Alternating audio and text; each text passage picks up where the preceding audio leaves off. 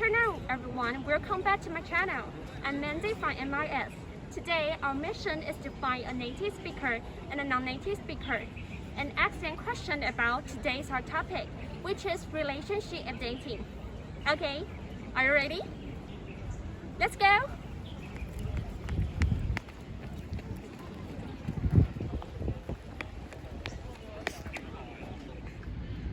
Okay, this is our first interviewer. Just briefly introduce yourself. Hi, I'm Tatiana. I'm from Slovakia, but I study in London, and I'm here on an exchange. I just study Chinese here. So, before our interview, I want to ask you a question first. You know that many students in Taiwan may choose to enter high school, which is just for boys or girls. So, they seldom have the opportunity to talk to the heterosexual. So after the end of college, they meet more people than before.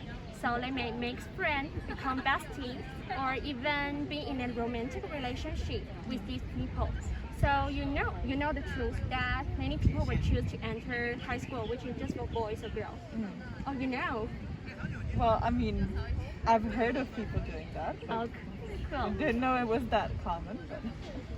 So after the end of college, they have the chance to talk to the heterosexual. So this is related to our topic today, which is relationship and dating. It's a really important question for a college student nowadays. So let's start from our first question. Our first question is, what do you think is the most important factor in a healthy relationship? Like some people might think it's appearance, personality, or economic condition. Well, I think personality and like how well you can talk to the person. Like if you, I don't know, like they have to, you have to find them interesting and like Have to be humorous or yeah, and like also intelligent, I would say. I think appearance matters, but it's not the most important thing. Like you have to be attracted to a person, but I think attraction also comes from the personality and how the person treats you and things like that.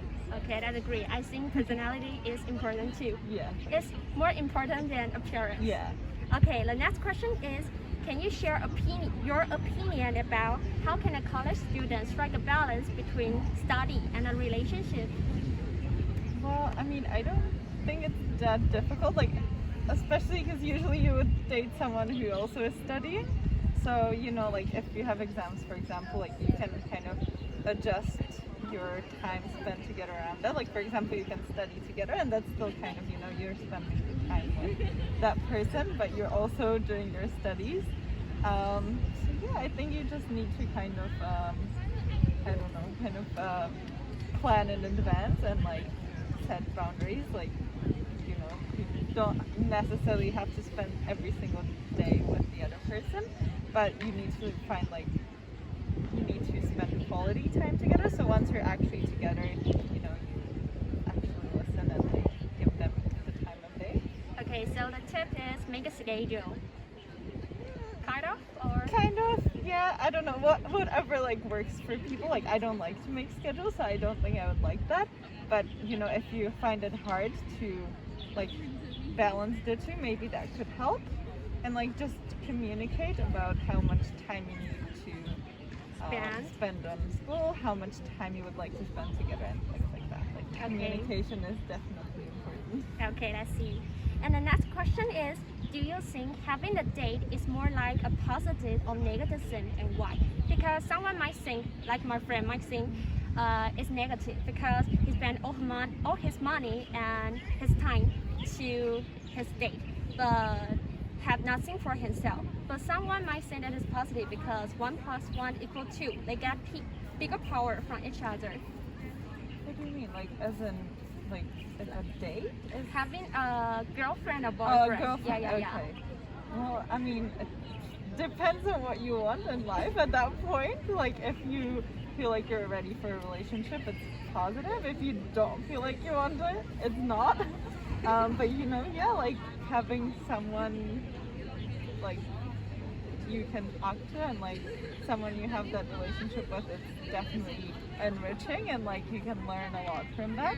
But you need to be ready for a relationship. Like, yeah. So it depends on the person. Yeah, but definitely you learn a lot from every single relationship, and not even necessarily like a girlfriend-boyfriend relationship. Okay, let's From see. friends. And the next question is, if you and your boyfriend have different views, like you have different value, like you have different views on money, or the way you handle things are extremely different, or your portrait about future are totally different, what will you do? Well, if your view of your future is completely different, I think that's a big issue. Yes. And like it depends on what kind of values, because you know, like some you can meet in the middle. Like for example, I'm extremely like I like to save money, and you know, like that can be an issue if someone spends a lot of money, but it's something you can kind of communicate about and find a happy medium. But if, for example, you're with someone who, I don't know, maybe doesn't want kids in the future, but you really want kids in the future, then I don't think that can work, and that is something you need to talk about like pretty, well, not like early on, but you need to talk about it. And you know, if I think having like, if you need to identify what values are really important to you, and if you don't match on these, I don't think that's gonna work out. Okay. The last question is, for you, you will choose the one you love more, or the one who loves you more? Well, frankly, person who would love me more, probably. Me too. Yeah, I mean, it, you know, it gives you a sense of security. Yes. So I can see why people would do that. And I think a lot of people would say the same thing. Yes. Because it's always better to be the one and like kind of have the power, or like And get happier in a Yeah. relationship. Yeah, so I think, yeah, I would choose someone who is more, who loves me more. Okay. Okay, today's our interview is over. Thank you. Thank you. Can you say your name again? Tatiana. Tatiana? Okay, Yeah. I'm Randy. Thank you, Tatiana. Thank you. Nice to meet you. Okay, this is our second interviewer. Please briefly introduce yourself. My name is Jonah. I was born in the US and I grew up in Germany, and it's my second year studying here at Tyndall. Okay. And before our interview, I want to introduce today's our topic first, which is relationship and dating. I will pick this topic that is because you know that many students in Taiwan will choose to enter high school, which is just for boys or girls. So they seldom have the opportunity to talk to the heterosexual. So after they enter college, they get more chances to like make friends or become besties, or even be in a romantic relationship with these people. So I think relationship and dating, this topic is really important for Taiwanese students. So okay, let's start from our first question is, what do you think is the most important factor in a healthy relationship? Like some people might think it is appearance or personality or economic condition. I think maybe in the beginning, I definitely feel like the first impression that might be important for people, but I think like if you want it to actually last over time, I think communication and being honest is the most important thing, because like eventually other people will figure out if you're faking something, if you're pretending to be somebody that you're not. So I think just being yourself, being honest, and communicating properly is the most important thing. Okay, I agree. And the next question is, can you share your opinion about how can a college student maintain a balance between study and a relationship? I think it's quite difficult because, like, especially during exam week, I think, right? Or like midterms or finals, you're going to be quite busy in life. You're going to spend your life in the library pretty much. But I think like during normal class time, you can still find ways to meet with your boyfriend or girlfriend or not. I think like even if it's spending a little bit of time like that, will still make a big difference. And you still have the weekends in the end, right? So like even if you don't have time during the week, you can still spend the week with one of them and take some time for that. But, well, for midterms or finals, then you know, you're just out of luck, sort of, unfortunately. Yeah, but I think just having good time management skills, like know when you have to study, and then also taking time to meet them in the end. Okay. And the third question is, do you think that having a boyfriend or girlfriend is more like a sin, which is positive or negative? Because some people might say it's positive because 1 plus 1 larger than 2, they get more power from each other. But the others might say it is negative because they spend all their time and money but have nothing for themselves. I mean, it depends, right? Like, there are good relationships and there are bad relationships, as you mentioned. Like, if you have a good relationship, you will feel complete, and the other person will make you happy, and you will obviously have a better time. But then there's also obviously toxic relationships where you feel like you can't be yourself, or they're sort of draining you mentally.